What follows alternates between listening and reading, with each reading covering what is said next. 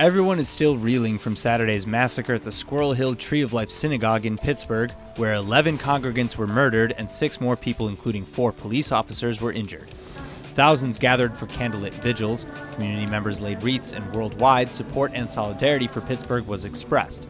The names of the victims, all aged between 54 and 97, have since been released, and among them are a pair of brothers and a married couple. They are Joyce Feinberg, 75, of Oakland City, Pittsburgh; Richard Gottfried, 65, of Ross Township; Rose Mallinger, 97, of Squirrel Hill, Pittsburgh; Jerry Rabinowitz, 66, of Edgewood Borough; Cecil Rosenthal, 59, and his brother David, 54, of Squirrel Hill; Bernice Simon and her husband Sylvan, 84 and 86, of Wilkinsburg; David Stein, 71, of Squirrel Hill; Melvin Wax, 88, of Squirrel Hill; and finally Irving Younger, 69, of Mount Washington City, Pittsburgh.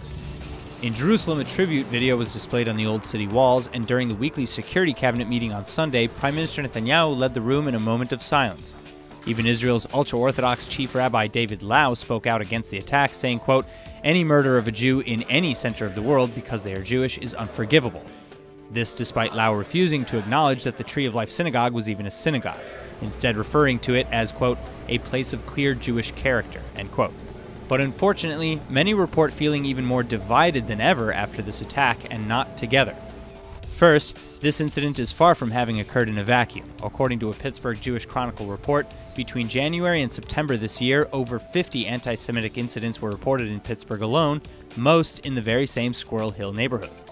Additionally, the terrorist, Robert Bowers, did subscribe to alt-right and neo-Nazi ideologies, and in the aftermath of his shooting that left 11 dead and 6 wounded, some in the American political left went as far as blaming the victims and the Trump administration's policies on Israel as justification for the heinous terror attack. Julia Lofi, a reporter from GQ magazine, for example, tweeted, quote, "A word to my fellow American Jews, this president makes this possible, here where you live. I hope the embassy move over there, in Israel, where you don't live, was worth it," end quote. Laffey later deleted the post, but then followed it up with a full article defending her statement.